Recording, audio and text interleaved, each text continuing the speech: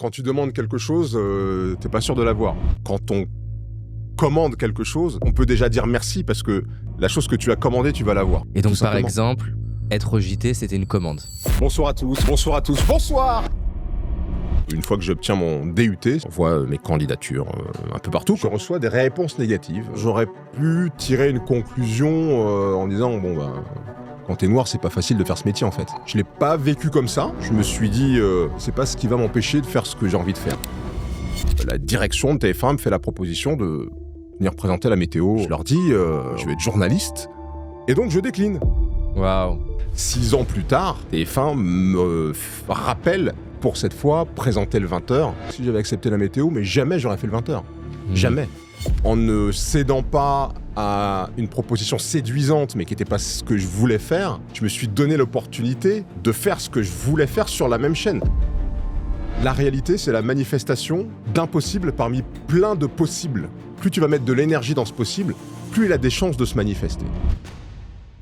C'est quoi un des moments les plus forts dans ta carrière de journaliste? J'ai vécu des moments extrêmement forts. Quand vous avez passé 3 semaines avec une dame, qu'elle tourne un bouton pour faire rentrer une solution létale dans son corps et qu'elle meurt, et que les derniers mots qu'elle dit sur cette planète, elle vous les dit à vous devant la caméra, vous pouvez pas oublier. Je crois même que c'est la première fois que j'en parle. J'ai une annonce à faire, et pas une petite annonce. Le plus gros partenariat qu'on a jamais fait, Paradox et Goliath. Goliath, c'est une plateforme d'investissement que j'utilise personnellement et avec laquelle j'investis tous les mois et que j'adore parce qu'elle est intuitive. Mais là, ce dont je te parle, c'est pas juste un petit partenariat où je te présente une app sympa. Imagine, on a créé l'espace Paradox au sein de Goliath. Ça veut dire que tu peux investir directement à mes côtés et avec toute la communauté de Paradox. On est ensemble, on peut partager nos investissements et célébrer ensemble nos réussites. Tu vas pouvoir commencer à investir dès 2 € et ça sans frais cachés. Je t'invite dès maintenant à cliquer sur le lien en description, télécharger l'application gratuitement, découvrir l'espace Paradox sur Goliath et qu'on célèbre ensemble tes premiers investissements. Bonjour, on va faire simple. Je m'appelle Harry Roselmack et je suis chez David et Paradox. Bon, moi, c'est parti, Harry. On va explorer pas mal de choses sur ton parcours, mais déjà, j'aimerais qu'on revienne au début. Qu'est-ce que j'ai besoin de savoir sur toi pour comprendre l'homme que j'ai face à moi? Pour comprendre l'homme que tu as face à toi, il n'y a pas que le début. Parce que c'est justement le début et tout ce qui s'est joué, tout ce qui s'est passé. Mais c'est vrai qu'il y a une base éducative que mes parents m'ont donnée, que l'école républicaine m'a donnée aussi, et qui est, pour ce qui est de mes parents, centré sur des valeurs essentielles de respect, de partage, d'amour, de travail aussi, évidemment, de prise de conscience de la différence et de ma différence, qui, à l'époque, quand j'étais à l'école, ma couleur de peau était une vraie différence, puisque j'étais souvent le seul noir de ma classe. Et toi, t'en souffres ou c'est juste... Justement, alors j'allais venir de prise de conscience de la différence, mais sans en faire ni un trauma, ni une difficulté particulière, de très vite assumer aussi mes racines antillaises, puisque mes parents faisaient partie d'associations antillaises. Et donc, régulièrement, on faisait des espèces de spectacles folkloriques qui nous enchantaient pas tellement à l'époque, mais dont on mesure aujourd'hui en tant qu'enfant, mais dont on mesure aujourd'hui toute l'importance, le fait d'embrasser ses racines dès tout petit et de les assumer d'une certaine manière, c'est quelque chose d'important. Et donc, petit, toi, dans ta tête, entre guillemets, ta couleur de peau n'a pas d'importance ou t'essaies de l'utiliser, entre guillemets, je sais pas, pour affirmer ta différence? Ça se passe comment? Non. Pour moi, à part les moments où je me regarde dans la glace le matin et les moments, rares moments, mais moments quand même, où on me rappelle que je suis noir, je me perçois pas comme noir. Donc non, j'ai pas du tout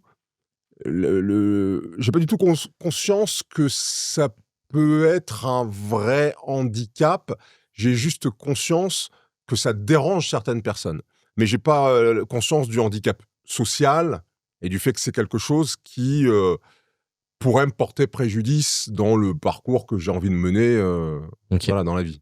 Et c'est intéressant si on essaie d'avoir une vision objective. J'aime bien l'idée que dans toute chose, il peut avoir des avantages et des inconvénients. Tu dirais que c'est quoi les inconvénients, en tout cas à l'époque où tu as évolué, de ta couleur de peau? Et à l'inverse, c'est quoi les avantages? Qu'est-ce que ça permet d'ouvrir comme opportunité ou j'en sais rien. Enfin, si on essaie d'avoir une vision objective. Je vais prendre un exemple qui est l'exemple de mon parcours professionnel, c'est-à-dire qu'au moment où moi je fais juste après mon bac, je passe avec succès le concours de l'école de journalisme de Tours.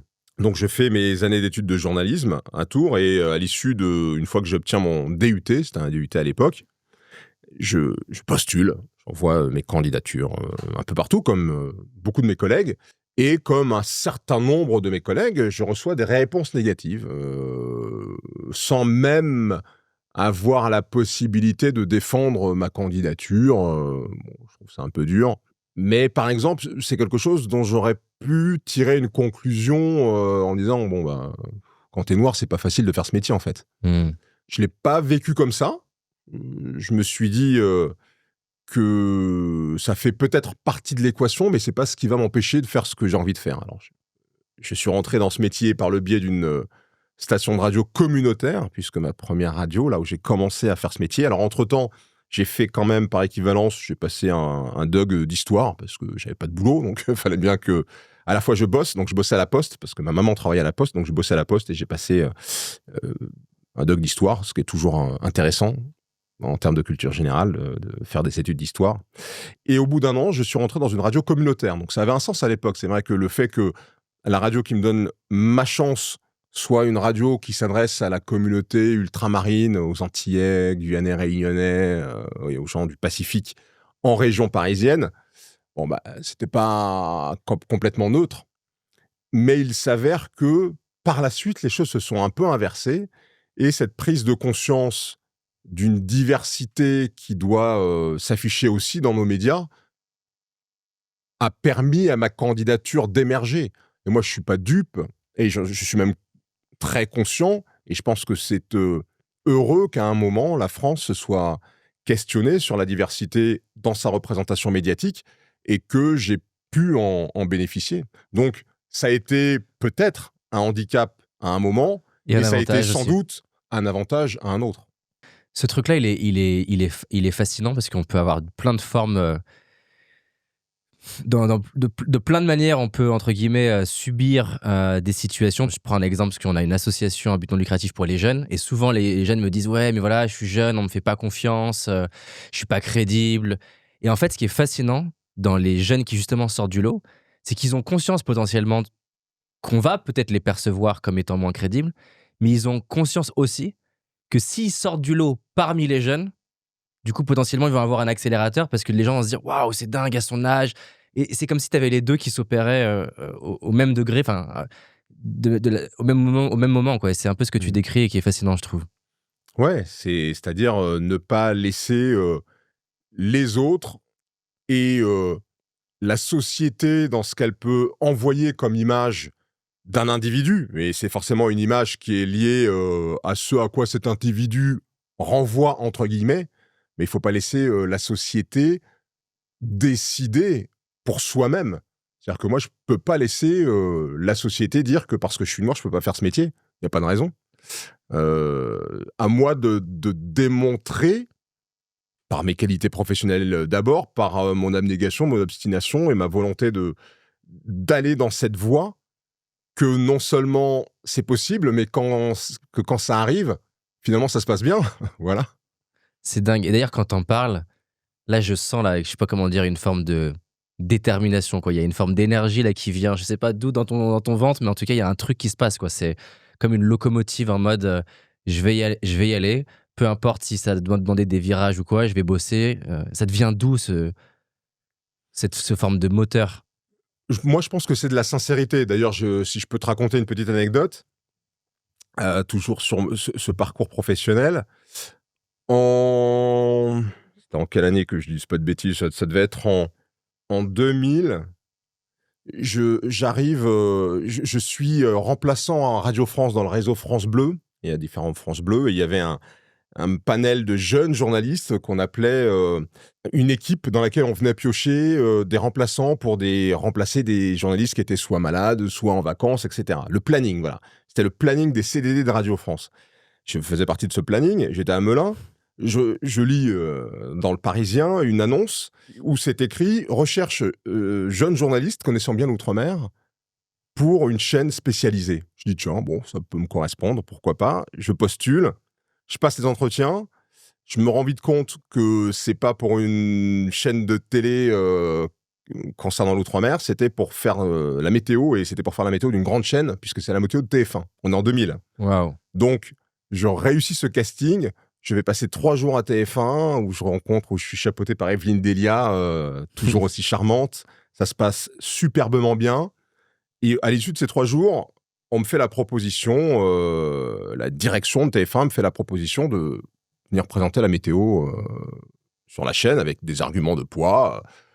C'est un poste très envié, très regardé, tu auras beaucoup de notoriété. Accessoirement, t'es bien payé par rapport à ce que je touchais à l'époque. C'est une grande chaîne.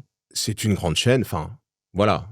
On déroulait un peu le tapis rouge là-dessus, sauf que moi, je leur dis, ok, c'est cool, mais moi, je veux traiter de l'info généraliste, moi, je veux être journaliste, je veux faire ce métier, et j'ai pas envie d'être célèbre, je veux faire ce métier de journaliste. Donc, ok pour faire la météo, j'ai pas de problème, mais trouvez-moi un poste sur LCI. À l'époque, ça n'a pas été possible. C'est toi qui proposes. C'est moi qui leur dis, je viens si, à côté de la météo qui n'était pas à temps plein en plus, vous me permettez de faire de journaliste, du reportage, de la présentation, ce que vous voulez, mais de l'info, généraliste. Là, refus du patron de LCI de l'époque, et donc je décline. Waouh. Donc j'y vais pas. Je retourne t'as quel âge là? Faire mes remplacements à Radio France. J'ai quel âge? J'ai 27 ans. J'ai 27 ans. Ouais. Mais attends, mais là, t'as les gens autour de toi, ta famille, ils te disent pas, mais Harry, qu'est-ce que tu nous fais là? T'es un malade? Non, même pas. Je suis même pas sûr d'en avoir beaucoup parlé. Je pense que beaucoup de mes proches vont découvrir cette anecdote parce que j'en ai même pas tellement parlé. J'ai géré mon truc. Et pour toi, attends, c'est intéressant. C'est genre évident cette décision ou elle te tire? Non, c'est évident. Ah, tu le sais. En fait, Oui, moi, je veux aller là-bas. Si ça avance pas vers la voie vers laquelle je veux aller. Moi, je veux faire ce métier. Ouais. Voilà. Tu peux t'appeler TF1, France 2, ce que tu veux, CNN. Si c'est pour faire quelque chose qui n'est pas ce métier, je ne viendrai pas. Donc, je refuse. Et ce qui est drôle, et d'ailleurs, c'est pour ça que je partage cette anecdote, je ne la partagerai pas si ce n'était pas le cas, 6 ans plus tard, TF1 me rappelle pour cette fois présenter le 20h. Dingue. Pendant les vacances de Patrick Poivre d'Arvor. Donc, finalement, en ayant de la patience, en ne cédant pas à une proposition séduisante, mais qui n'était pas ce que je voulais faire, je me suis donné l'opportunité de faire ce que je voulais faire sur la même chaîne. Parce qu'il est évident que si j'avais accepté la météo, mais jamais j'aurais fait le 20h. Jamais. Ça, c'est super intéressant. Tu penses que derrière, ça, entre guillemets, tu t'enfermes dans une case, un peu comme un acteur qui serait enfermé dans un style et à qui on veut jamais donner des rôles dramatiques parce qu'en fait, j'en sais rien, c'est la personne qui fait rire. Est-ce que c'est un peu de cet ordre-là, de se dire, si je m'enferme là-dedans, je vais me créer une image, je vais être le gars de la météo et je pourrais plus faire de l'info? Oui, ça c'était évident pour moi. Moi, je dis pas qu'on me cataloguait à la météo, hein. Je dis simplement, là, il y avait une opportunité qui se présentait pour moi. Il voulait faire de la diversité dès ce moment-là, c'est-à-dire 6 ans avant mon arrivée aux 20h, il y avait déjà cet impératif de diversité. Ils l'assument ou pas? Ils assument quoi? Ils te le disent? Oui, bien sûr. Ok, ils sont transparents. Je comprends très vite que cette petite annonce, telle qu'elle était libellée, c'était pas pour avoir un Breton ou un Alsacien. Donc oui, ils l'assument, bien sûr. Ok. Et ils peuvent l'assumer. Comme ils peuvent pas le faire directement, en France, les choses sont ainsi faites que on ne peut pas mentionner l'origine ethnique des gens, même si... c'est un peu une blague, du coup. Ouais, voilà. Il y a cette espèce un peu d'hypocrisie qui fait qu'on est obligé de passer par des moyens détournés, même pour faire de la discrimination positive. C'est vrai que c'est dingue quand tu réalises. Même si tu veux, du coup, essayer de faire une forme d'équité, du coup, tu peux pas, en fait... Tu peux pas le faire directement, frontalement, c'est pas possible. En France, la loi l'interdit. Mais par exemple, vu que tu connais un petit peu le monde du cinéma, si j'ai besoin d'un acteur d'une certaine ethnie, on fait comment? Ça, c'est une bonne question. Tu fais un casting et puis tu choisis différents... Alors après, en fonction du profil du rôle, je pense que tu peux mettre des éléments en fonction du profil du rôle, si tu veux un homme ou pas une femme, tu peux Oui. mettre. Est-ce que tu peux mettre l'origine ethnique? Probablement. Pour le cas d'un casting dans un rôle, c'est probablement autorisé. Ouais. Mais pour un poste où Ouais. l'origine ou la couleur N'a de la pas personne d'importance. n'a finalement pas d'importance, tu peux pas. Et donc, ce moteur-là que tu as à l'intérieur, il vient de ton éducation, il vient de ton enfant. Je sais pas, par exemple, il y a plusieurs entrepreneurs que j'ai interviewés où tu sens que le moteur, il vient. Il y a différentes formes, mais les trucs les plus courantes que j'ai entendus, si je les mets dans des blocs, c'est être sous-estimé par des gens, la pression pour beaucoup d'hommes, la pression de plaire, je sais pas si c'est le bon terme, à son père, un père très dur, très exigeant, voire absent. Ouais, scolairement, ne pas être compris ou quoi. Ça vient d'où ce truc? Parce qu'il est pas classique. Je sens qu'il y a un truc, et en plus on va en parler, mais tu t'arrêtes pas à la télé. C'est-à-dire, tu vas écrire, tu vas faire du cinéma, tu vas écrire de la fiction et de la non-fiction. Je sais pas comment dire en français, de la non-fiction. Des essais, oui. Voilà. Des essais. Là, entreprendre, des marques cosmétiques, investir. Donc, il y a ce truc de ce que je ressens dans beaucoup d'invités que j'ai entrepreneurs. Ça s'arrête jamais, on va plus loin, on va explorer, on va toujours explorer plus. Il vient d'où, en fait, ce truc, chez toi? Très honnêtement, je sais pas, parce que de tout ce que tu as cité là comme problématique, j'en connais aucune. Ok, tu te reconnais pas dans une de celles-ci. Non, j'ai eu des parents super présents. Mon père est beaucoup plus un exemple à suivre que quelqu'un impressionné ou dont voudrais recueillir l'assentiment en faisant des choses. Non, non, non, je suis pas là-dedans. J'ai conscience, et je pense que j'ai assez tôt conscience du fait que tout ça est un voyage, que la vie est un voyage, et que ce voyage, il faut l'agrémenter tant que faire se peut en suivant ses envies. Hmm. Et en n'ayant pas peur de l'évolution, parce que la vie, c'est évolution. La vie, c'est ça. Hmm. Donc, je pense que je me suis jamais censuré. Alors ça, c'est effectivement grâce notamment à mes parents, hein, qui m'ont permis de balayer mes complexes. C'est grâce au sport aussi. Le sport a une grande importance dans mon enfance. J'ai fait du judo à l'âge de 7 ans. Et avec mes potes de judo, on était une vraie communauté. On faisait des compètes par équipe.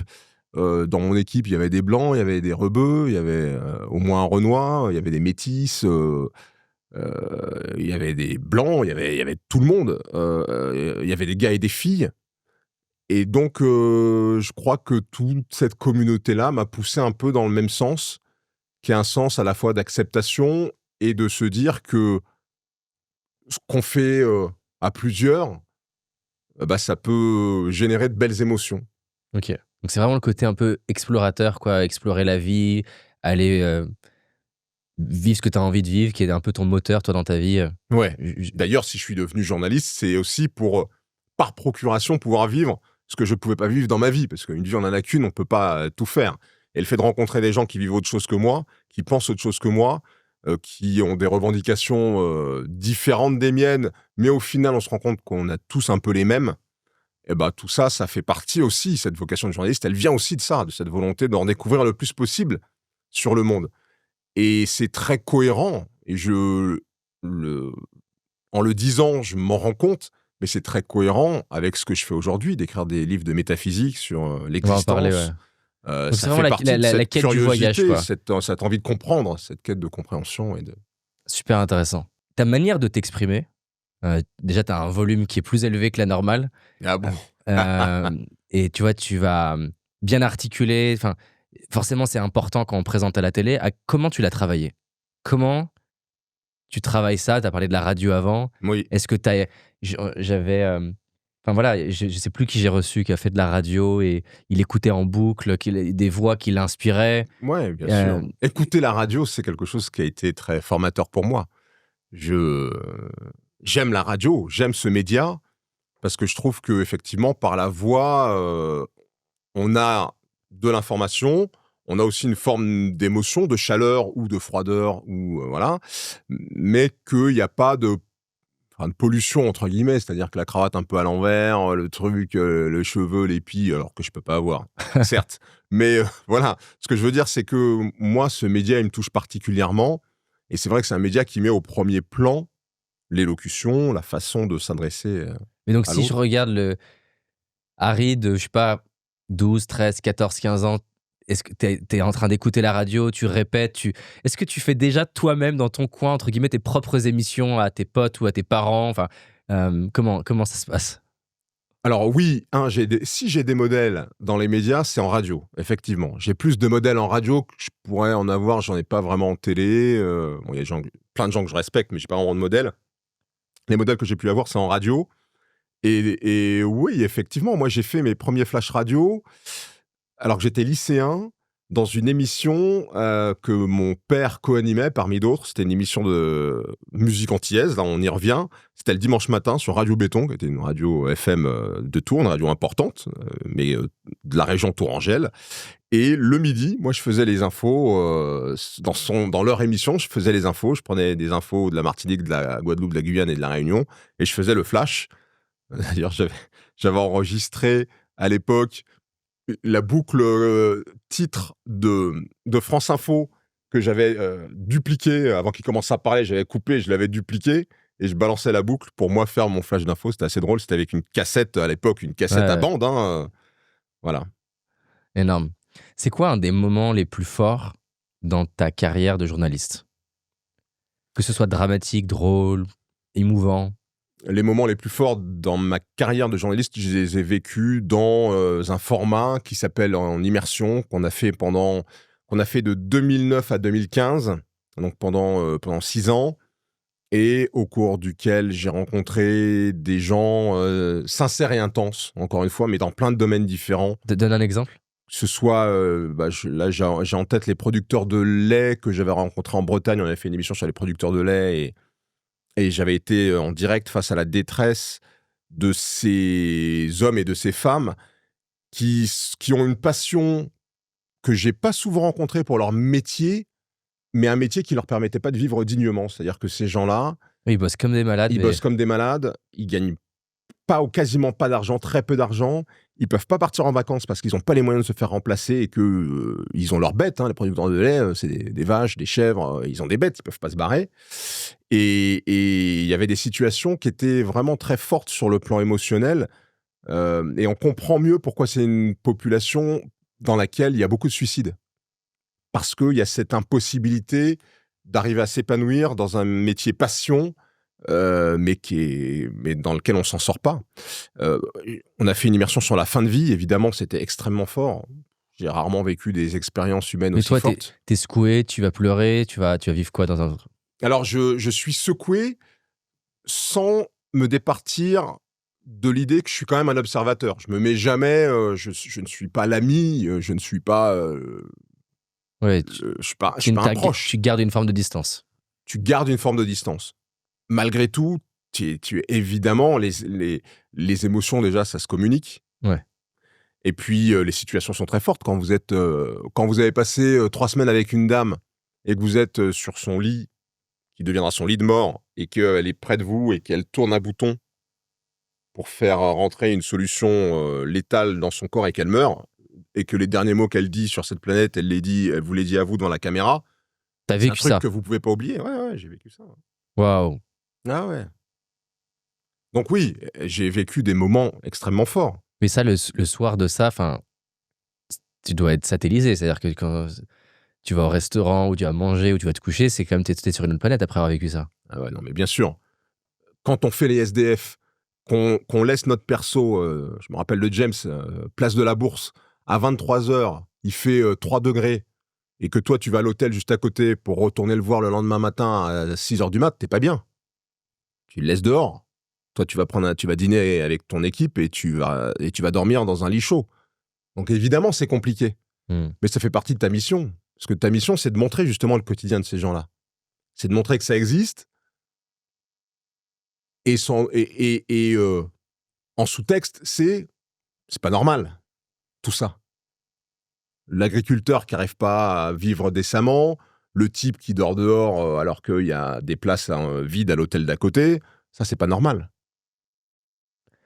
À quel point ça t'impacte, toi, dans ta carrière à ce moment-là? Parce que moi, je fais partie de ces personnes qui, au bout d'un moment, j'ai pas envie de regarder des infos parce que j'ai l'impression d'avoir mauvaise nouvelle, mauvaise nouvelle, mauvaise nouvelle, mauvaise nouvelle.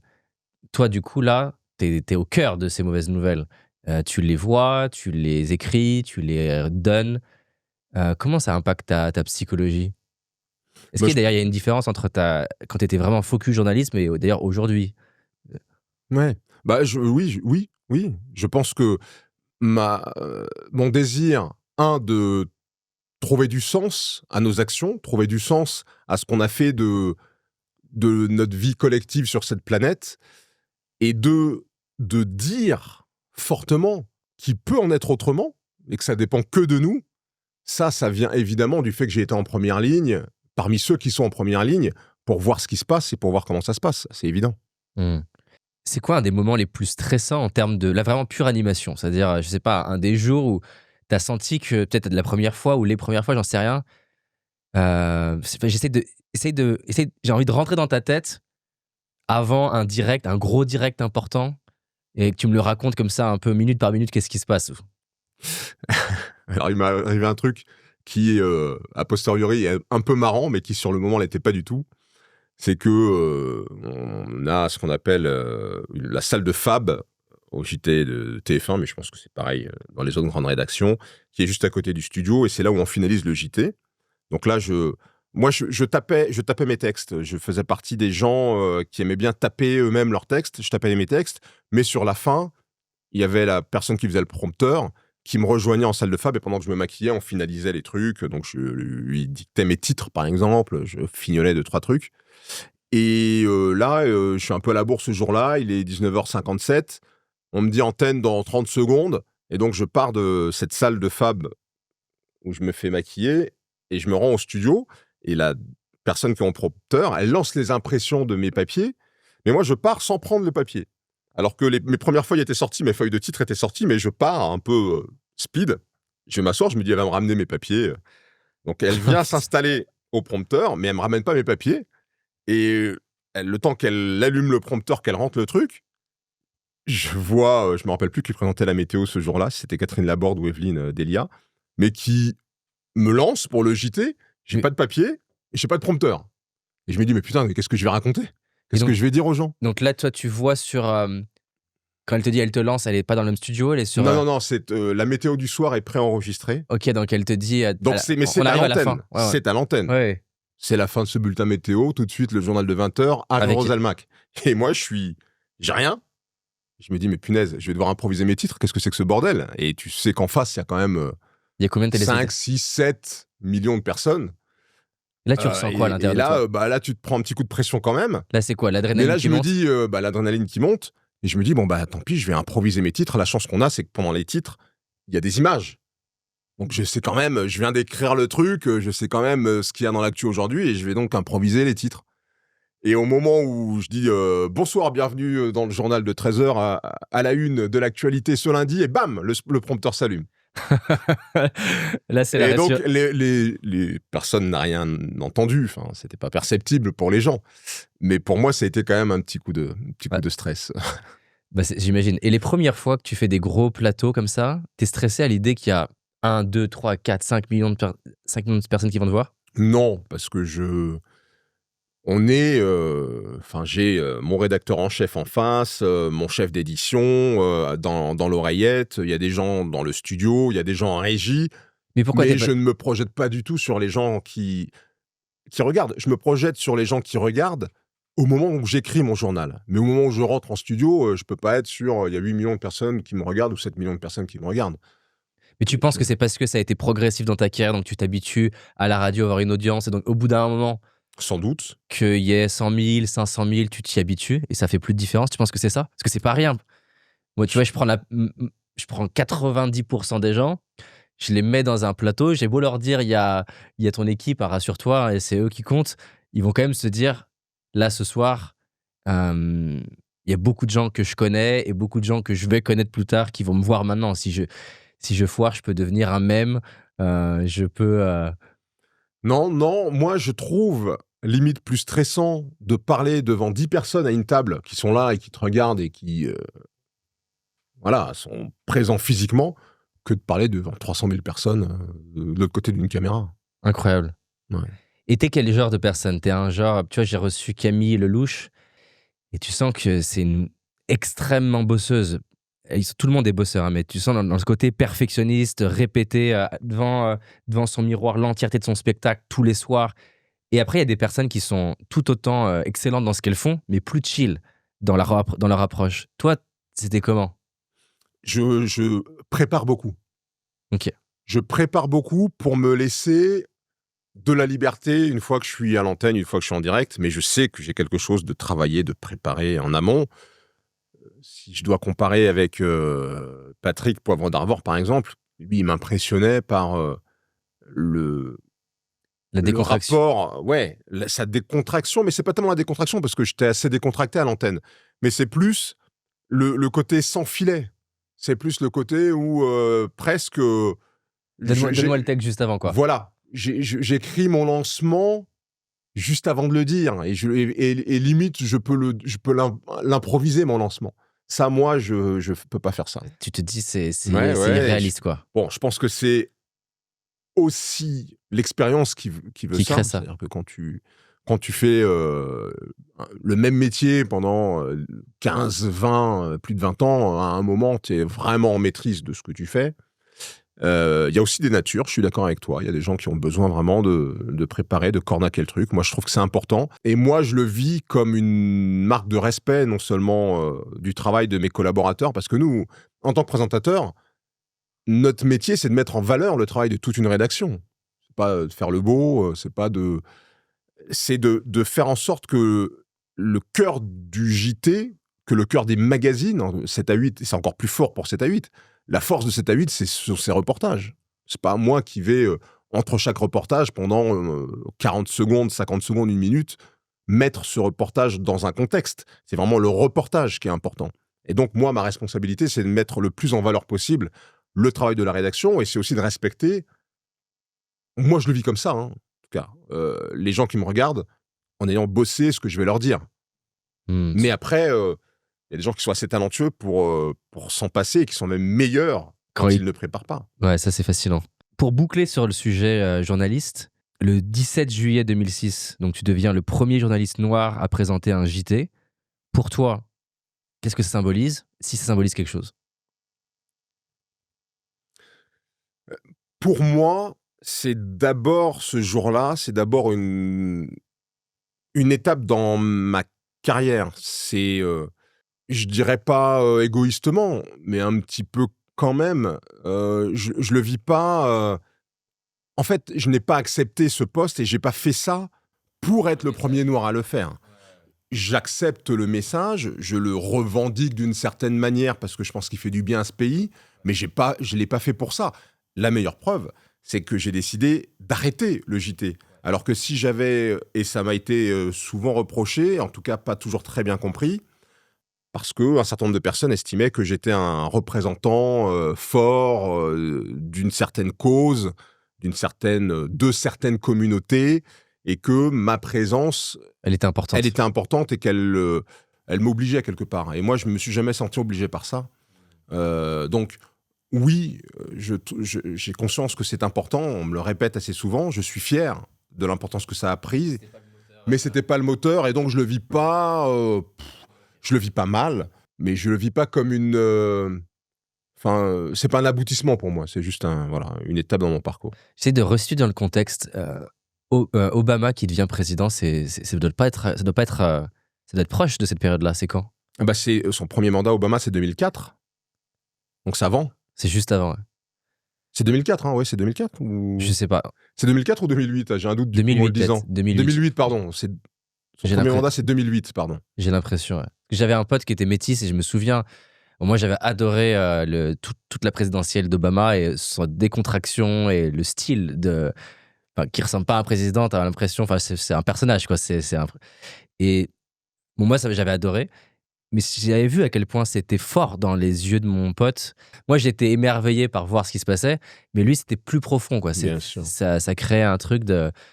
Moi, je suis persuadé qu'il y a plein de gens dans ce pays, essentiellement des Noirs sans doute, mais pas que des Noirs. Il y a aussi beaucoup de Maghrébins, beaucoup de gens qui incarnent la diversité dans ce pays, qui ont vécu mon premier JT plus intensément que moi. Parce que pour eux, c'était un truc de dingue, quoi. Alors que moi, j'étais préparé, c'était mon métier, j'y suis arrivé assez progressivement quand même. Bon, voilà, pour moi, ça sortait pas de la lune, quoi. Alors que pour beaucoup de personnes, ils s'y attendaient pas. Ça, c'est intéressant. C'est comme, là au JO, tu as des personnes qui, d'un coup, pour le public, deviennent publics. Mais pour eux, Bien et sûr. ça fait depuis 12 ans qu'ils bossent comme des malades dans leur sport, qu'ils ont Exactement. gagné progressivement. Et donc, ils sont pas aussi étonnés que le public l'est de gagner. C'est intéressant, ça. Des petites questions paradoxales. C'est quoi le défaut qui peut être intéressant pour réussir dans les médias? Ça n'a pas besoin d'être un gros défaut, hein. Un défaut qui est intéressant pour réussir dans les médias, peut-être l'amour de son image, enfin comment on appelle ça, l'autocentrisme. Ok, d'être centré sur soi. Ouais, c'est quand même un petit peu un ego trip. Alors bon, je pense pas en être un représentant particulièrement. Mais comme faire du one man show, il y a besoin. Enfin, tout personnage public. Puis il faut quand même avoir un peu confiance en soi pour faire ça. Enfin, je pense. Ou alors combattre son manque de confiance en soi en le faisant. Ouais. Mais il y a forcément un rapport à soi-même. Oui. Super intéressant. Tu as un peu répondu, mais est-ce que pour une grosse somme d'argent, tu serais prêt à faire un job qui ne te plaît pas? Non. C'était évident. Est-ce qu'on peut être totalement neutre quand on est journaliste? Totalement objectif, déconnecté, enfin, soustrait de nos propres biais, nos propres valeurs? Alors, être journaliste, c'est justement avoir acquis des méthodes et une éthique. Et ça, c'est très important de le dire. Parce que une information, c'est-à-dire une affirmation partagée qui a été traitée, c'est quelque chose qui est le résultat d'une formation qui t'apprend à justement hiérarchiser l'info. C'est-à-dire que toutes les infos ne sont pas bonnes à dire ou pas bonnes à dire dans n'importe quel ordre et n'importe comment. À traiter cette info de façon contradictoire, donc essayer de la valider, de la certifier. Nul n'est parfait, mais en tout cas, l'estampille d'information, c'est quelque chose qui donne du poids à ce que tu dis, et c'est quelque chose qui, effectivement, ne doit pas avoir pour ambition autre que de servir celui qui reçoit cette information, de servir sa connaissance des choses, pas de le manipuler et pas de tout ça. Moi, je dis que c'est important. Pourquoi ? Parce que il y a cette tentation, beaucoup, notamment chez le jeune public, de considérer que les journalistes sont des porte-voix, que les journalistes sont au service d'eux, et que la vérité, elle n'est pas dans les journaux, elle est sur les réseaux sociaux. Parce que c'est vraiment une critique, entre guillemets, qui est beaucoup faite aux médias. Ouais. C'est des formations, ou en tout cas au minimum sélection d'une information pour un message, quoi. Ouais. Après, on a une responsabilité là-dedans. C'est-à-dire que la proximité qu'a eu parfois ou qu'ont certains journalistes avec des sphères de pouvoir, qui soient économiques ou politiques, peut nourrir ce genre de doute. Mais moi, je veux rappeler quand même qu'on est dans un pays, et finalement, il y en a beaucoup qui ne sont pas comme ça, mais dans un pays où la presse est globalement libre et où la presse est surtout plurielle. C'est-à-dire que il y a plusieurs angles de vue. Il y a plusieurs angles de vue, il y a plusieurs médias, et effectivement, je prends souvent cet exemple, mais si jamais il y a un scandale au sein du groupe Bouygues, on va essayer de faire le boulot à TF1, mais on ne sera pas les mieux placés forcément pour aller investiguer ce genre de choses. Et vous avez les chaînes d'en face qui, elles, vont faire le boulot. Donc, ce que je veux dire, c'est que globalement, et ils vont le faire au maximum, il faut leur faire confiance là-dessus. Donc, globalement, on a quand même un paysage médiatique entre la presse, les radios et les télévisions et les médias web, qui sont très très bons aussi en enquête. On a aujourd'hui une presse qui est une presse assez exemplaire. Donc je pense qu'il faut réhabiliter un peu la confiance qu'on peut avoir dans les journalistes, qui peuvent évidemment se tromper, mais qui, encore une fois, sont formés pour apprendre à traiter avec éthique une information. Une affirmation ou une donnée pour en faire une information. Et toi, est-ce qu'il y a des médias, enfin, je veux pas de nom, hein, mais est-ce qu'il y a des types d'émissions ou de médias qui, toi, te dérangent parce que là, au contraire, parce que c'est aussi une des critiques qui est faite, pas forcément aux médias au sens large, mais à certains médias, à certains formats, certaines émissions c'est à charge, il y avait déjà une idée au préalable et entre guillemets, on a fait un petit biais de confirmation, on a sélectionné tout ce qui corroborait avec l'idée initiale et donc c'est pas un travail, c'est pas un vrai travail journalistique dans le sens de essayer de voir des contre-arguments, essayer de faire une vision objective. Est-ce que toi, ça te parle pas du tout ce que je viens de dire ou est-ce que tu te dis bah, là, j'aime pas trop cet angle d'émission. Sans donner des noms. Hein. Non, mais il y a de plus en plus d'éditorialisation de l'information. On a de plus en plus à faire. Je parle en télé, parce que dans la presse écrite, ça a toujours existé. Hein. Quand vous lisez l'Humain, vous savez ce que vous lisez. Quand vous lisez le Figaro, vous savez ce que vous lisez. Donc, ce filtre éditorial, il a toujours existé en presse écrite. Il s'est beaucoup développé en télé. C'est pas le cas des grandes chaînes généralistes, mais c'est le cas de chaînes qui sont sur la TNT notamment. Alors, il y a des angles qui correspondent pas forcément, moi, à ma vision de la société, du monde, etc. Mais ça ne me pose pas de problème à partir du moment où on sait ce qu'on regarde. Moi, j'ai pas de problème à avoir un média qui soit éditorialisé, mais il faut qu'il le dise. Il faut qu'il l'assume. À partir du moment où un média assume qu'il a un angle, eh ben, on sait ce qu'on regarde et, ma foi, ou on sait ce qu'on ne veut pas regarder. Mais on sait. Donc ça me pose pas tellement de problème. À partir du moment où il y a une pluralité, où tous les médias n'ont pas le même angle, et à partir du moment où cet angle il est affiché, qu'il est assumé en tout cas, ouais. Moi j'ai pas de problème. Ok. Tu en parlais juste avant, donc tu as écrit 2 livres, Il n'est pas trop tard pour naître et Dieu, la source et l'univers philosophal. Alors ce sont mes 2 derniers. J'ai écrit... oui, tu en as écrit d'autres avant. J'en ai écrit 2 autres avant. J'ai écrit un roman et un recueil de nouvelles avant d'écrire ces 2 essais, effectivement. Quelle est la place de la spiritualité pour toi ? Elle est première. Première chose que je fais quand je me réveille, bah, c'est de m'adresser à cette entité dont je sais qu'elle est la créatrice de ce qu'on vit, de l'univers dans lequel on évolue. Et donc, d'essayer d'établir un lien... voilà, attaché à une religion ou sans religion ? Attaché à une religion par éducation. Mes parents étaient catholiques, enfin mes parents sont catholiques. Donc t'es teinté de ça, on va dire. Donc je suis teinté de ça, mais pour moi les religions sont d'une importance très relative. Ce sont des moyens, mais ce ne sont pas des fins en soi, et je considère que la foi d'un musulman, que la foi d'un bouddhiste, si elle est sincère, honnête, si elle est équilibrée et juste, elle vaut pas moins que la mienne. C'est la même foi, c'est juste des formes différentes, presque, tu dirais. Exactement. Moi, je parle d'opérateur téléphonique. Quand j'appelle mes parents, ils se fichent complètement que je les appelle avec Free, Orange, Bouygues Télécom. La seule chose qui leur importe, c'est que je les appelle. Pour moi, s'adresser à Dieu, c'est pareil. À mon avis, ils se fichent de la religion par laquelle on passe pour s'adresser à lui. Et ça représente quoi pour toi ? Pourquoi c'est important ? Moi, je pense que c'est important de savoir dans quel cadre on évolue. C'est important de savoir pourquoi on fait les choses.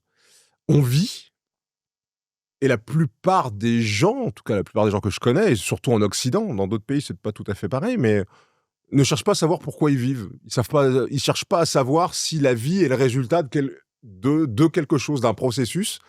Ils se contentent de vivre. Et il y a une philosophie qui s'appelle l'existentialisme, qui a même gravé ça un peu dans le papier, qui est que on devient soi-même j'ai envie de dire, le principe directeur de sa vie et presque la cause de sa vie. C'est-à-dire que est-ce qu'on a une raison d'être ? Pour l'existentialiste pur et dur, cette question n'a aucune espèce d'importance.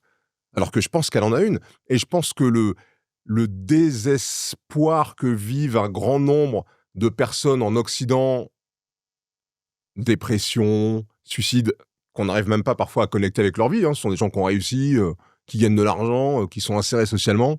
Ils sont déprimes, ils sont en dépression. C'est parce qu'on n'a pas de perte de sens. On a une perte de sens, ouais, tout à fait. Et donc toi, c'est quelque chose que tu fais tous les jours, de prendre le temps de te connecter à plus grand que toi ? Ouais, quasiment tous les jours. Si je suis très à la bourre, je vais peut-être le faire très vite. Mais même si je le fais très vite, je le fais quand même. Et c'est quoi ? C'est une forme de prière ? C'est une forme de gratitude de la vie que tu as? C'est une forme de demande? C'est quoi en fait? Ça se passe C'est comment? tout ça en même temps. Ok. C'est effectivement, et ces dimensions-là sont très importantes. La dimension de gratitude est très importante. La dimension de demande est presque même, j'ai envie de dire, de commande. C'est pas une demande, c'est une commande. On Waouh. commande ce qu'on veut. Et ce Comme- principe de commande, Comme ça fonctionne. commander dans le sens comme de commander un repas, dans le sens. Ouais, commander, commande. Dis-moi pourquoi c'est différent commande et demande pour toi. C'est quoi la différence? Parce que je sens qu'il y en a une pour toi. Bah pour moi, quand tu demandes quelque chose, t'es pas sûr de l'avoir. Quand tu commandes quelque chose, t'as un degré de certitude supplémentaire d'avoir Ok. cette chose. Et c'est très important, quand on commande quelque chose, de se dire que presque on peut déjà dire merci, parce que la chose que tu as commandée, tu vas l'avoir. Tu peux pas savoir quand, tu peux pas savoir sous quelle forme, mais tu vas l'avoir. Super intéressant. Et c'est quoi les choses que tu as commandées dans ta vie, par exemple, qui se sont du coup. Il y a pas mal de choses. Il y a pas mal de choses dans plein de domaines. C'est pour essayer de voir qu'est-ce que. Non, mais ça peut être des choses très triviales. Alors, pas tant que ça. Enfin, c'est-à-dire que je ne prie jamais pour des trucs pour qu'il fasse beau. Alors, parce que j'ai un truc à faire, on s'en fout. Des choses importantes dans ton parcours, je les commande et je les obtiens. À 95, dans 95% des cas, je les obtiens. Mais souvent, Mais donc ça peut on être. demande des choses et on les obtient de façon tellement naturelle qu'on a l'impression que c'est pas lié à la demande qu'on a faite. Mais c'est toujours lié à la demande qu'on a faite. Faut pas l'oublier. Et donc, tout par simplement. exemple, être au JT, c'était une commande. Non. Wow. J'ai pas commandé d'être au JT, mais j'ai commandé de faire ce métier déjà, de faire ce métier de journaliste, et sans doute de le faire d'une manière visible. Enfin, en tout cas, successful. Ouais. Tu vois, ça arrivait sous la forme du JT, ça aurait pu arriver sous une autre forme. Donc, t'es peu attaché à la forme. C'est-à-dire que c'est une forme de direction. Voilà, exactement. C'est une direction. C'est pas forcément quelque chose de très précis. Je pense qu'il faut pas attacher. On peut demander d'être heureux en amour, mais on peut pas demander que cette personne vous aime. Et donc, ça va être, par exemple, j'ai envie d'être auteur à succès. Par exemple, ça va être un truc comme ça. Ouais, ça peut être genre, je commande que mon message touche un grand nombre de gens, que ce que j'ai à dire touche un grand nombre de gens. Via l'écriture, ou tu irais même pas dans cette précision-là? Là, en l'occurrence, tu vois, comme je l'ai formulé, c'était même pas dans cette précision-là. Ça commence toujours par l'écriture, mais après, si l'écriture suffit pas, on fait un film, allez, on y va. Et ce qui est intéressant, c'est que tu vois, quand les gens commandent sur Amazon, quand ça arrive pas à l'heure, ils sont frustrés, tu vois, ils envoient un truc, moi, qui me rend fou, et j'ai même pas encore écrit mon livre, je suis dans le processus, mais j'ai mal juste à le voir. Quand tu regardes les avis des livres sur Amazon, de manière systématique, quand il y a suffisamment de commentaires, il y a toujours au moins une personne ou plus qui met une étoile au livre. Et quand tu vois la raison, c'est arrivé en retard, c'est arrivé pas dans les bonnes conditions. À chaque fois, ça me rend fou parce que je me dis, mais mec, t'as un auteur qui a bossé des mois pour écrire son livre et tu commentes le fait qu'il soit pas arrivé à l'heure. Bref, à chaque fois, ça m'attriste.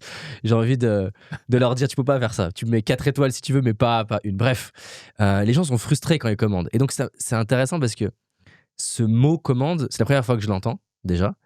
Il y a une intensité quand tu le dis qui, j'ai l'impression, pourrait l'entendre avec aussi une forme de j'ai commandé, donc qu'est-ce que tu fous là? Pourquoi j'ai toujours pas ma relation? J'ai besoin d'en savoir plus sur comment ta vision du monde par rapport à ça. Ouais. Déjà, ce qu'il faut dire, c'est que c'est soi-même. Le pouvoir, il est en soi. Le pouvoir, il n'est pas à l'extérieur de soi. Le pouvoir, il est en soi. Donc, finalement, commander, c'est s'auto-disposer à la réussite d'eux. C'est ça, commander.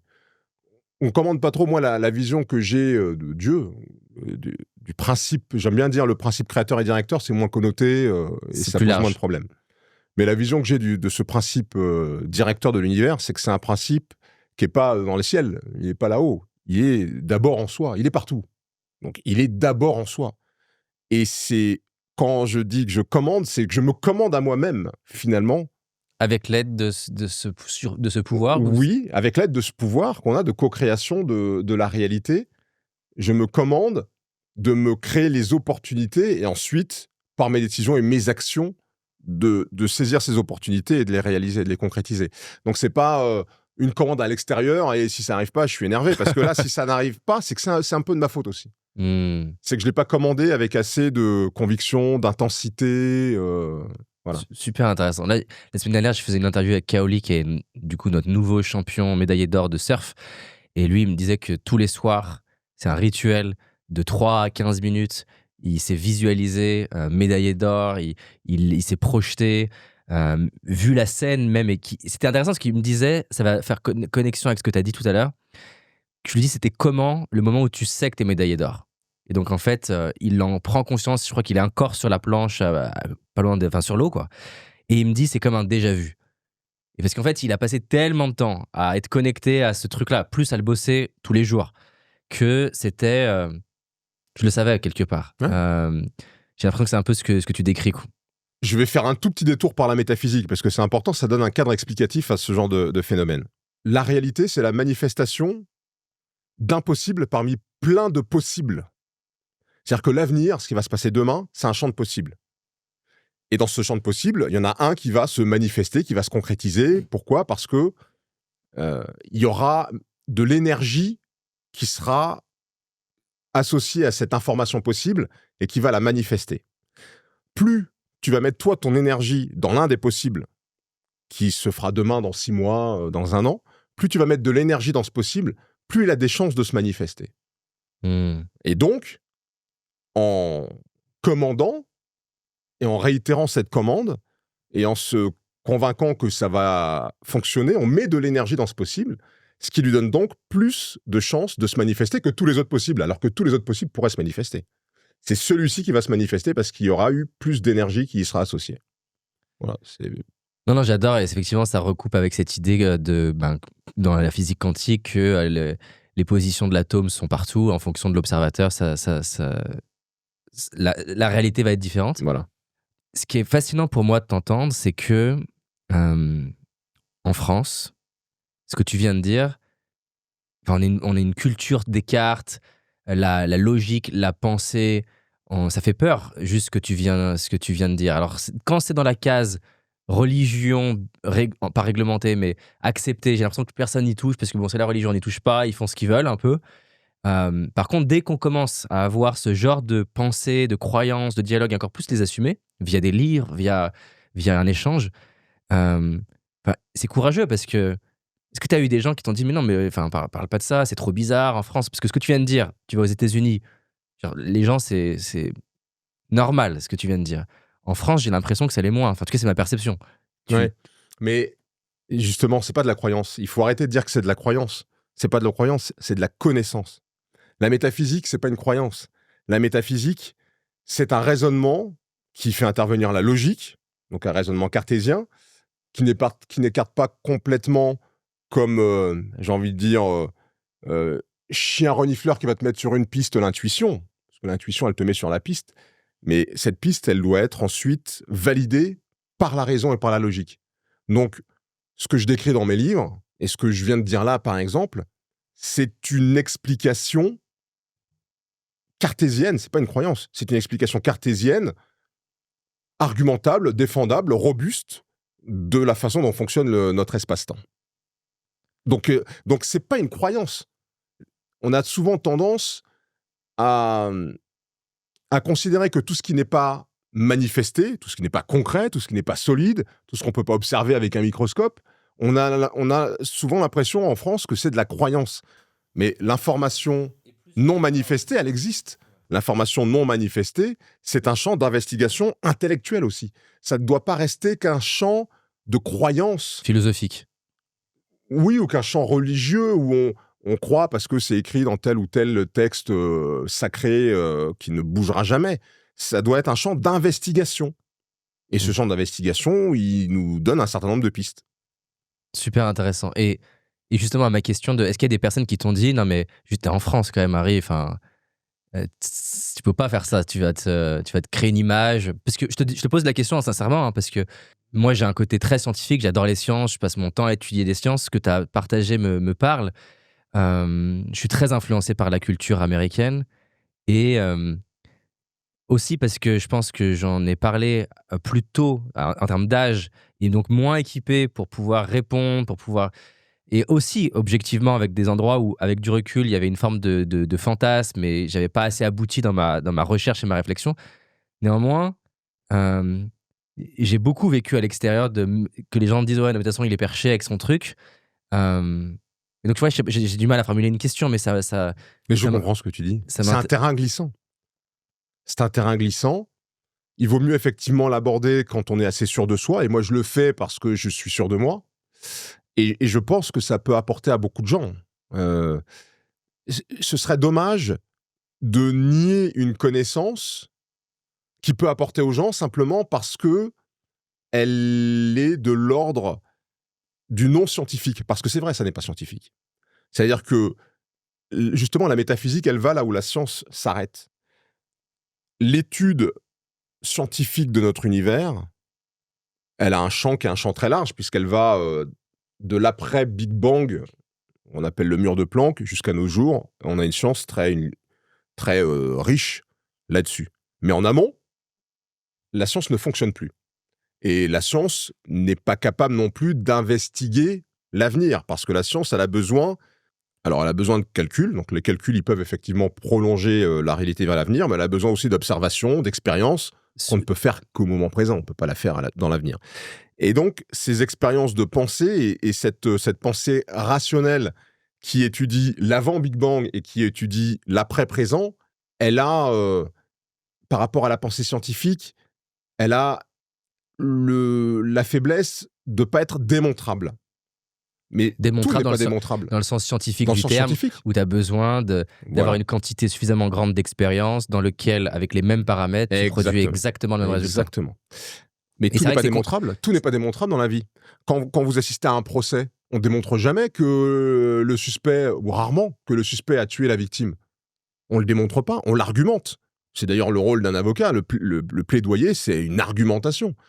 Et c'est en fonction d'indices, d'éléments convaincants et d'un raisonnement qui associe les éléments les uns avec les autres, on peut dire que très probablement, il est coupable, ou elle est coupable, ou elle est non coupable, ou il est non coupable. C'est vraiment l'idée du faisceau d'indices. Mais c'est un faisceau de présomption qui est assez fort pour qu'on condamne des gens à des peines parfois très lourdes. Donc, ce raisonnement qui aboutit à des hypothèses solides, robustes, argumentables, c'est pas nul. Et on peut s'appuyer dessus pour modéliser des lois ou des édits métaphysiques qui en plus ont des résultats, parce qu'il y a aussi ça. C'est que dans la vie, vous avez des gens qui voient des choses, qui entendent des choses, qui vivent des choses, dont on ne tient pas compte parce que c'est non manifestant. On dit, bon, soit il est perché, soit il est un peu bizarre. Même les médecins, il y a des médecins qui vous disent, vous êtes brûlé, allez voir un coupeur de feu. Je vous ai rien dit, hein. Je vous ai rien dit parce que, ces gens-là, on sait pas trop. Mais ça marche. Donc, allez les voir. Mais même l'armée, et pour le coup, moi, c'est un champ j'ai tendance à être très, très sceptique, tout ce qui est médiumité, etc. Même l'armée, apparemment, dans certains contextes, vont explorer, quand c'est le dernier recours, des trucs comme ça. C'est sûr que c'est des champs... Ma femme, elle est très intéressée par tout ça, donc du coup, je découvre. J'ai tendance à avoir un cerveau, justement, bien français de sceptique. Mais c'est intéressant, ouais. J'aimerais, du coup, par rapport à ça, parce que moi, ça me parle, et typiquement, tu vois, en plus cette semaine, avec différents champions, etc., de voir le nombre de personnes qui ont fait des trucs exceptionnels, qui l'assument, tu vois, Keoli, je sais plus qui d'autre m'en a parlé, en tout cas, j'ai envie de me dire, quand je les écoute, dans le doute, autant le faire, parce qu'ils ont quand même des parcours exceptionnels. Maintenant, il y a souvent, ce qui est critiqué, c'est un peu le biais du survivant, c'est-à-dire de dire, bah ouais, mais tu prends que ceux qui ont réussi, tu regardes pas tous ceux qui commandent et qui n'y arrivent pas. Donc, bien sûr. J'aimerais savoir, parce que c'est aussi tout un champ de fantasme, la notion de manifestation, de commander. Il y a ce truc de, je vais rien foutre. J'ai pas dit que c'est ce que tu as dit, mais je veux creuser ça avec toi. Je vais rien faire et je vais commander une relation. Je vais rien faire et je vais commander que ma boîte, elle cartonne. Je vais rien. Et c'est ça un peu la critique qui est faite, c'est de dire, à un moment donné, sois sur terre. C'est-à-dire, Parce que souvent, par exemple, tu vois des vidéos extraites de Jim Carrey avec son chèque qui signe 1 million, machin. Et les gens disent, ah mais t'es gentil, mais Jim Carrey, il est extrêmement talentueux, il a bossé comme un acharné, c'est pas juste parce qu'il a fait son chèque. Euh, donc, ma question c'est, en plus de la commande, c'est quoi les autres éléments qui pour toi sont essentiels pour avoir le combo qui va marcher? La manifestation d'une réalité, c'est d'associer à l'information qu'on souhaite de l'énergie. Ça commence, et le premier pas, c'est par la pensée. Quand on parle de manifestation, c'est le premier pas. La pensée, c'est le premier pas. Mais évidemment que ça ne suffit pas. L'énergie, c'est aussi, encore une fois, le travail. Et c'est l'action. Tout ça, c'est de l'énergie qui va servir la manifestation de la réalité. 100% de ceux qui vont pratiquer cette méthode ne réussiront pas forcément, pour une raison qu'ils seront peut-être amenés à comprendre plus tard d'ailleurs. Mais 100% des gens qui font cette méthode ne réussissent pas forcément. Mais 100% des gens qui réussissent, d'une manière ou d'une autre, ils l'ont fait. Même s'ils ne l'ont pas formalisé, même si c'est pas... C'est une forme de conviction Oui, forte que quelque chose va... j'ai pas d'exemple de quelqu'un qui réussisse dans un domaine précis sans l'avoir voulu par hasard, sans avoir bossé. Alors il peut être mis en avant, quelqu'un peut être projeté vite fait, mais il va tomber derrière ça. Il va pas rester. C'est impossible. Pour atteindre un objectif, et un objectif pas de court terme, mais un objectif de long terme, il faut forcément ça, sinon c'est le loto. Tu peux gagner au loto. Tu peux jouer au loto, gagner au loto. Mais ce que je veux dire, c'est que si tu veux faire fortune par ton activité, par un choix que tu as fait, il faut que tu mettes toutes ces énergies-là dans la bataille. Oui, et c'est clair que même des personnes qui vont avoir tendance à pas vouloir, pas faire ça parce que ça leur parle pas, vont penser non-stop à leur objectif, vont être concentrés dessus, vont lire dessus, vont parler de ça, vont avoir des conversations sur ça, vont se poser des questions. Donc c'est sûr qu'en soi, ils mettent beaucoup d'énergie autour de ce projet-là. Il y a des gens qui réussissent dans des domaines qu'ils n'aiment pas pour faire plaisir à leurs parents, par exemple. Mais même s'ils n'aiment pas ce qu'ils font, ils l'ont fait sérieusement en se disant qu'il fallait qu'ils réussissent, pas pour leur épanouissement personnel, pour faire plaisir à leurs parents. Il fallait qu'ils réussissent et ils ont bossé. Très intéressant. En 2023, si tu me corriges, tu étais dans le classement des présentateurs les mieux payés de France, avec un salaire de 240 000 € par an. En 2023, ok. non, mais ok. En France, l'argent, c'est tabou. C'est quelque chose sur lequel tu as été à l'aise ou au contraire Non, moi, j'ai pas de problème avec l'argent. Le seul problème que je peux avoir avec l'argent, c'est de mal le gérer. Mais j'ai pas de problème de secret avec l'argent. L'argent, c'est une technologie de médiation, c'est un moyen. L'argent, c'est un moyen de faire des choses. C'est pas une fin en soi. Les proches le savent. Enfin. Tu penses à quoi quand t'as dit ça? Je pense à mes proches, à tous ceux qui ont suivi mon parcours. J'ai investi mon argent dans des choses qui faisaient sens pour moi, mais qui n'étaient pas des choses qui m'ont fait gagner de l'argent. En général, les gens qui ont de l'argent, ils investissent de l'argent d'abord pour en gagner. Immobilier. Moi, j'investis... Voilà, par exemple, je n'ai pas investi dans l'immobilier. Moi, j'ai investi de l'argent dans des choses dont je pensais qu'elles pouvaient me faire gagner de l'argent, et c'est pas tout à fait terminé, donc c'est pas tout à fait faux, mais je l'ai pas fait pour ça. Et donc, pour moi, l'argent, c'est vraiment un moyen aussi. Là encore, je parlais de la religion comme d'un moyen. La technologie, c'est encore plus un moyen pour moi de faire des choses. Par exemple, tu as investi dans quoi dans ta carrière? J'ai dépensé un fric fou dans mon film, dont on n'a pas parlé, mais dont on aurait pu parler. J'ai dépensé quasiment toutes mes économies là-dedans. Donc fracture, c'est ça? Je dépense de l'argent aujourd'hui en investissant dans des sociétés. C'est-à-dire que depuis 2018, je suis plus salarié. Depuis 2018, je suis entrepreneur. Depuis que je suis entrepreneur, mon niveau de vie a baissé sensiblement par rapport à ce que j'étais avant. Parce que ça te faisait peur simplement, ou pas, ça? J'investis. Ah bah non, si je l'ai fait, c'est que je voulais. Mais pareil, t'as pas eu ce truc de putain, comment je vais faire? Parce que moi, je rencontre régulièrement des personnes qui socialement réussissent, donc ont un certain niveau de vie, et qu'ils ont beau me dire, putain, en fait, j'ai envie, j'en sais rien, de faire du cinéma, j'ai envie de faire tel truc. Et l'attachement au niveau de vie, au fait d'avoir les vacances à Saint-Barth, j'en sais rien, je dis n'importe quoi, hein. Mais des fois aussi des trucs du type la colonie de vacances pour les enfants à tel endroit. Du coup, c'est une prison dorée, ils veulent pas en sortir, alors qu'il y a un truc à l'intérieur d'eux qui leur dit, arrête, va faire ça, quoi. Toi, t'as pas eu ce dilemme, c'était évident, tu voulais passer, c'était le moment de passer à autre chose. Pour moi, le matériel, c'est une conséquence, mais ça peut en aucun cas être l'empêchement ou le moteur d'une action que je vais mener. Je ne fonctionne pas comme ça, et voilà, j'ai un attachement très relatif au matériel. J'aime bien le matériel. Là, sans faire de pub, j'ai une montre de marque, c'est la seule que j'ai d'ailleurs. C'est une montre qui, à une époque, m'a été offerte, donc je la porte, mais je pourrais porter une montre 20 fois moins chère, que ça ne me changerait pas ma vie. Enfin, je serais le même, ça ne changerait rien. Beaucoup de personnes que j'ai rencontrées pour qui le matériel n'est pas important, la maison en revanche c'est souvent important, je sais pas pourquoi. Est-ce que toi c'est ça, par exemple, t'acheter un appartement ou une maison, un lieu de vie? Le foyer, c'est important. La maison, c'est pas important. Le foyer, dans La le sens- maison, si elle abrite un foyer, bah, le foyer, c'est la famille. Le foyer, c'est les gens qui habitent et l'esprit qui habite la maison. Donc le foyer, c'est important. La maison, c'est pas tant que ça. La maison, c'est une coquille. Donc ça peut changer. Moi, je suis pas tellement attaché à la maison. Je suis plus attaché au foyer. Et le foyer, c'est quelque chose qui est très compliqué à maintenir. J'ai divorcé de la maman de mes enfants. Donc pour moi, ça a été un échec. Enfin, pour nous deux. Et pour nous 5, ça a été un échec parce qu'on a 3 enfants ensemble.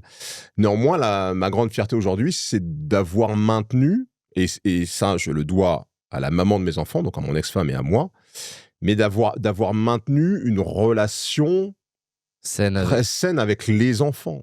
Et que les enfants, bon, évidemment, ils ont souffert de la situation d'une façon ou d'une autre. Les enfants, ils préfèrent toujours que leurs parents soient ensemble. Mais ce que je veux dire, c'est que au moins, ils ont des parents qui se parlent. on a des enfants équilibrés parce que leurs parents ont toujours fait en sorte qu'ils restent équilibrés et qu'ils soient au centre de ce qui allait se passer par la suite. C'était dur le divorce pour toi? C'était dur pour moi, c'était dur pour mon ex-femme, c'était dur pour mes enfants, c'était dur pour tout le monde. Mais c'est vrai que c'est le mot échec, c'est-à-dire que pour toi, c'était une construction que... Ouais, c'est sans doute le renoncement à un modèle. Mais ce renoncement à un modèle, il a des causes. Et encore une fois, c'est un peu comme quand on parlait tout à l'heure du 20h et du fait de partir du 20h, etc. C'est-à-dire qu'à un moment, il faut faire des choix d'équilibre. Et ces choix d'équilibre, ils sont forcément un peu égoïstes, ils sont forcément un peu personnels. Moi, il y a une chose à laquelle je crois assez peu, c'est au sacrifice. Moi, je pense que le sacrifice, ça marche pas. Parce que le sacrifice... Tu fais payer le prix à l'autre après. Voilà, le sacrifice, il génère souvent des frustrations. Moi, si je me sacrifie pour te dire après, ouais, mais t'as vu, moi j'ai fait ça. Non, moi je ne me sacrifie pas. Je veux qu'on soit bien, donc je vais faire en sorte qu'on soit bien, parce que ce qui est important, c'est l'intérêt le plus large possible. Donc il faut être dans l'équilibre entre son intérêt à soi, qui est important, mais l'intérêt des autres. C'est toujours pareil, il faut pas oublier les autres. Si tu ne fonctionnes qu'en fonction de ton propre intérêt, bah, tu seras un salaud et tu feras du mal autour de toi, et voilà. En revanche, si tu arrives à trouver le bon équilibre, en évitant un sacrifice qui va t'empêcher de t'épanouir et qui va faire de toi quelqu'un de potentiellement frustré, reprochant après aux autres les choix qu'il a lui-même fait, entre ces deux extrêmes-là, je pense qu'il y a un juste milieu qui consiste à faire des choix qui garantissent ton harmonie intérieure pour pouvoir ensuite essayer de partager cette harmonie avec les gens qui sont autour de toi. Peut-être pour aller dans une autre direction, là, je pense que quelqu'un qui nous écoute va se dire, Harry, il a réussi dans plusieurs domaines, il est en maîtrise de lui-même. Pas encore, mais c'est en cours. Ok. Work on it. En tout cas, t'as réussi. T'as réussi, voilà. T'es en maîtrise de toi, de ta voix, tes émotions. Là, peut-être que quelqu'un pourrait se dire, entre guillemets, je vais exagérer, bon bah, c'est l'homme parfait, c'est-à-dire que il est en contrôle et en maîtrise de ses commandes, de lui-même, de tout ça. Qu'est-ce que, peut-être pour quelqu'un puisse voir aussi une autre face peut-être de toi, euh, c'est quoi un fort moment d'adversité dans ta vie, à un moment donné où tu as été vraiment challengé ou vulnérable? Je sais que c'est un moment qui aide beaucoup les auditeurs, parce que du coup, souvent ils mettent des personnes sur des piédestals, et ça les aide de voir l'humanité aussi. C'est quoi un des gros moments d'adversité de ton Moi, parcours? déjà, je pars du principe. Alors, c'est peut-être paradoxal avec cette émission et ce qu'on est en train de faire. Mais je pars du principe qu'il ne faut pas suivre des gens. Il ne faut pas s'identifier à des gens. Il faut s'identifier à des valeurs et il faut suivre des valeurs. On voit très bien ce qui se passe dans l'actualité aujourd'hui. On parle de l'abbé Pierre, qui est quelqu'un qui a évidemment inspiré beaucoup de monde, moi compris, et dont aujourd'hui on découvre une facette qui nous fait à tous beaucoup de mal. Mais je pense que ce qui est important finalement, et ce qui doit continuer à nous inspirer, c'est Emmaüs, c'est ce qu'il a fait. C'était pas lui. Et c'est ça l'erreur que font souvent les gens, c'est qu'on a tendance à vouloir suivre des gens. Et on a tendance à vouloir se rapprocher et imiter des gens. Faut pas imiter des gens, on sait pas ce qu'ils sont. On sait pas tout ce qu'ils font, les gens. Tout le monde a ses parts d'ombre et tout le monde est susceptible, à différents niveaux, heureusement, mais de décevoir ou de faire des choses. Donc bon, voilà, pour commencer, je commencerai par là, pour dire qu'évidemment, je suis un chercheur de la vie. Et donc, en tant que chercheur, j'ai trouvé un certain nombre de réponses que j'essaye d'appliquer. Donc, c'est ce qui fait que je suis plutôt bien dans ma peau. Mais évidemment, quand on est un chercheur, des fois, on fait des erreurs parce qu'on cherche, par définition. Et encore une fois, on est des êtres humains. Donc, on n'est pas... il faut avoir un peu de mansuétude et se dire qu'on n'est pas parfait. Pour arriver à me projeter, c'est quoi une période qui a été... Mais on vient d'en parler. Et je crois même que c'est la première fois que j'en parle. Ok. Bah, mon divorce, ça a été... C'est un des plus gros challenges de ta vie. Oui, bien sûr, évidemment. Après, il y a eu d'autres choses qui ont pu être compliquées sur le plan professionnel, mais que j'ai relativisé et qu'on m'a aidé à relativiser. Mon film Fracture, qui est un film dans lequel j'ai mis énormément d'énergie, dans lequel j'ai mis énormément d'argent aussi, on l'a dit, a été un échec d'exploitation. Ce film n'a pas trouvé son public. Ça, c'est dur. Il a été vu par personne. On se rend pas compte. Enfin, par personne, pardon. Il a été vu par très peu de monde. Il a été vu par des professionnels, il a fait des festivals, il a même été apprécié en festival, dans certains festivals, on a eu quelques prix, mais il n'est pas sorti en salle, il n'a pas été pris par un diffuseur. En télé, c'est normal, parce que vu la nature du film, ça me semblait un peu compliqué, c'est un film d'auteur, mais il n'a pas été non plus diffusé sur une plateforme. Après, moi, je suis du genre, tant que le film, il est là, on continue à faire des choses. Et je ne dis pas que c'est terminé, mais je dis que à l'instant T, c'est-à-dire qu'il est sorti en 2017, bah, si on prend les années 2017 à 2020, c'est un échec, parce qu'il n'y a pas eu de distribution. Donc, pour moi, ça n'en est pas un, parce que c'est pas terminé, et deux, parce que j'ai tellement appris en faisant ça. Et sur le coup, par contre, ça doit être dur, quoi. Mais sur le coup, Oui, ça a été dur, parce qu'il y a des gens qui sont engagés avec moi dans cette aventure, qui ont mis aussi de l'argent dans ce film et que je peux pas rembourser. Moi, c'est mon problème. Il y a des gens que j'ai pas pu rembourser, alors, c'est pas terminé, donc encore une fois, je ne perds pas espoir un jour. Mais à ce niveau-là, c'est vrai que c'est quand des gens te font confiance, je n'aime, comme tout le monde, pas décevoir les gens qui te font confiance. Et donc, tu as une charge vis-à-vis de ces personnes-là, une responsabilité. Et effectivement, quand ils n'arrivent pas à faire face à cette responsabilité, même si c'est des gens qui investissent et qui savent les risques qu'ils prennent, hein, évidemment, je peux pas inventer les recettes qui n'existent pas. Néanmoins, mon rôle, c'est de travailler... Il faut préciser, peut-être pour ceux qui ne connaissent pas cet univers-là, que la majorité des films ne remboursent pas leur mise. Non, effectivement. C'est-à-dire que c'est vraiment... cette industrie, elle fonctionne comme ça. Elle fonctionne comme ça, c'est vrai. Un film qui rembourse potentiellement les 4 investissements précédents. C'est pour ça qu'on a la chance en France d'avoir le CNC, d'avoir des institutions, alors qui, moi, en l'occurrence, m'ont pas aidé, mais en général, on a ce genre d'institution qui aide au financement des premiers films et des films dont on sait que c'est plus compliqué. Néanmoins, voilà, ça fait partie des choses qui, dans un parcours, Non, c'est dur. permettent de... Mais, encore une fois, on en parlait au tout début de cet entretien, c'est-à-dire que les attaques racistes que j'ai subies quand j'étais gamin m'ont pas traumatisé, et ça ne m'empêche pas... Je pense que ça fait partie du parcours, en fait. Le parcours d'un entrepreneur, il est fait de ces obstacles-là, qui ne sont pas en soi des échecs, qui sont des échecs que si on ne les regarde À un instant que de T. façon à l'instant T, que très localisée. Mais en vérité, ce ne sont pas des échecs. Oui, bah, j'adore l'exemple de Steve Jobs, pour moi, qui Bien illustre sûr. ça parfaitement. Le jour où il se fait virer d'Apple, tu prends une photo, c'est l'échec ultime, tu te virais de ta propre boîte. 12 ans plus tard, il revient dans Apple et après, tu as le cours qui explose et on se dit, c'est une réussite. Mais en fait, c'est 2 points que tu ne peux pas déconnecter. Exactement. Et c'est juste, je crois que c'est d'ailleurs Steve Jobs qui dit, je vais la paraphraser, mais à la fin de ta vie, tu connectes les points. Et j'aime bien aussi cette métaphore que, tu vois, en gros, toi, t'es comme la pointe du stylo de Dieu. Et donc, t'as l'impression d'être balancé à droite, à gauche, tu comprends pas. Et en fait, c'est simplement qu'il y a un beau dessin qui est en train de se dessiner et tu t'en rends compte à la fin de ta vie. Et Bien j'aime bien sûr. cette image mentale. Regarder les choses dans leur ensemble, c'est hyper important. Hyper important.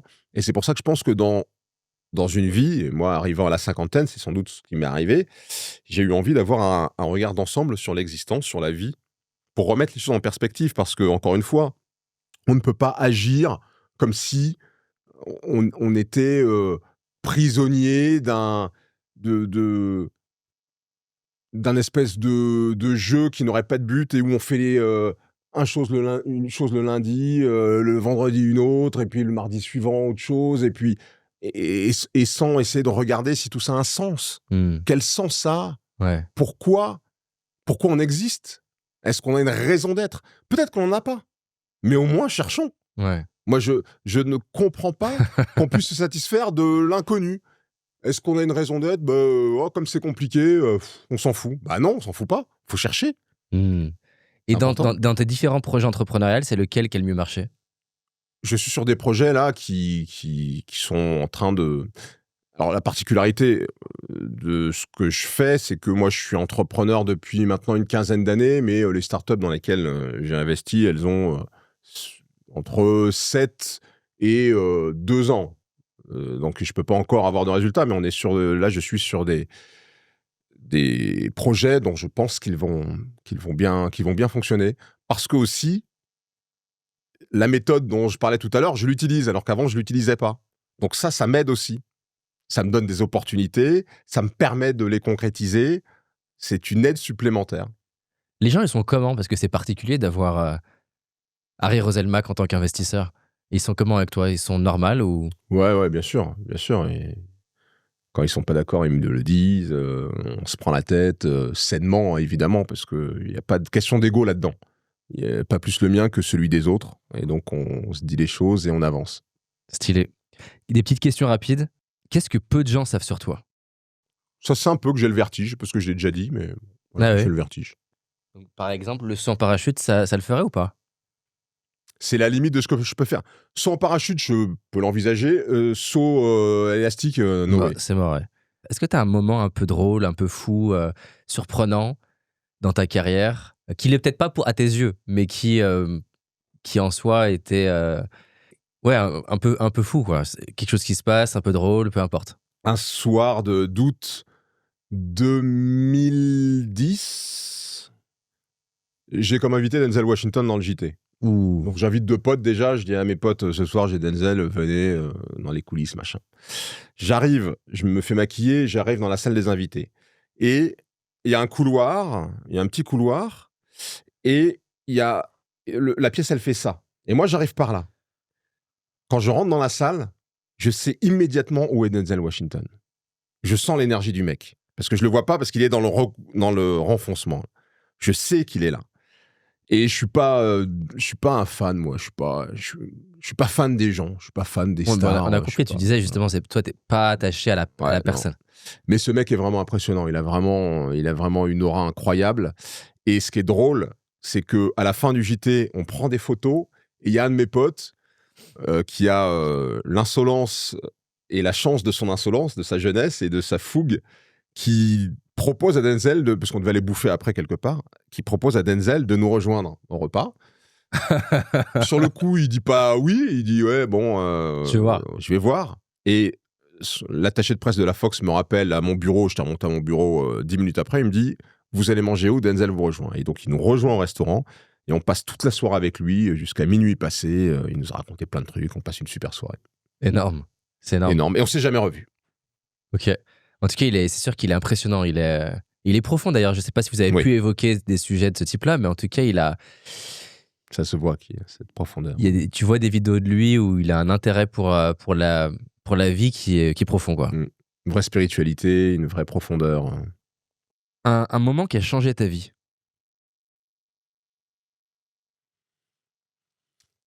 Je faisais partie. Alors moi, j'ai fait donc beaucoup de radio avant de faire de la télé, et je travaillais à France Info. Je faisais partie d'un collectif qui s'appelait le collectif Averroès.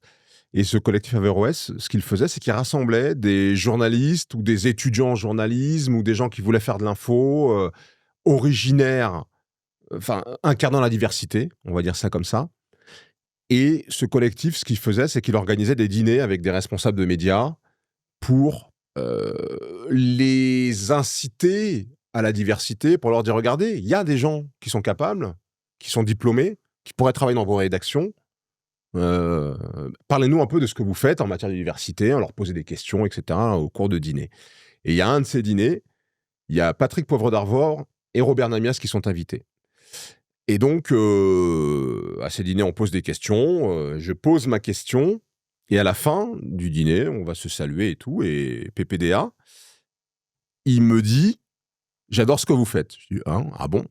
Parce que PPDA écoutait beaucoup France Info, et il connaissait ma voix, mais il savait pas qui j'étais, il savait même pas que j'étais noir, il savait pas qui j'étais, mais il connaissait ma voix, et il aimait bien ce que je faisais. Et je crois que ça a été effectivement assez déterminant sur le fait qu'on a échangé nos coordonnées, et c'est 2 ans plus tard qu'il a parlé de moi à Patrick Lelay, et que Patrick Lelay m'a appelé pour le remplacer au JT. Donc ça, c'était en 2004. Donc il y a 2000, la météo, où je dis non. Je fais ma carrière à Radio France, et notamment à France Info. PPDA m'entend, et c'est PPDA qui, en 2006, en 2004, me rencontre. Donc il découvre que je suis noir, voilà, etc. Et en 2006, c'est lui qui parle de moi à Lelay. Incroyable. C'est vrai que des fois, on se rend pas compte à quel point... Enfin, encore une fois, les ricochets de ce qu'on fait, une rencontre peut déclencher une idée, une autre rencontre, et ce que ça peut créer, c'est assez fou. T'as 3 enfants, tu disais, hein? Ouais. Qu'est-ce que tu essaies de leur transmettre le plus important, toi, à tes yeux? S'ils devaient retenir qu'une seule chose de leur père? C'est ce que j'écris dans mes bouquins. L'amour, l'harmonie, la force de la pensée, et j'aimerais qu'ils fassent partie de cette jeunesse à laquelle je crois énormément, qui, la génération qui vient, mais aussi la suivante, donc ils éduquent leurs enfants comme ça, permettra à l'humanité d'avoir un rapport complètement différent avec l'autre et avec la planète sur laquelle on vit. Moi, je suis persuadé de ça, je suis persuadé que l'être humain, il a encore beaucoup à évoluer. On pense qu'on est des êtres humains évolués parce qu'on n'est plus des hommes préhistoriques. Moi, je pense qu'on a encore beaucoup d'évolution à faire, surtout dans nos têtes, pour être cet être humain véritablement sage, conscient des enjeux qui sont ceux d'une humanité qui doit perdurer et qui ne doit pas s'autodétruire et qui doit chercher l'harmonie, puisque l'harmonie, c'est un des principes directeurs de notre univers. Notre univers, il fonctionne de façon harmonieuse, par association harmonieuse de l'information qu'il compose. Et nous, comme on est un produit de cet univers, on doit aussi, mais on a la liberté de le faire, contrairement à la matière inerte, on a la liberté de choisir ou pas de mettre l'harmonie au cœur de notre façon de faire. Et moi, j'aimerais que mes enfants, mais que les vôtres, je ne sais pas si vous en avez. Je cherche à en avoir. Ok.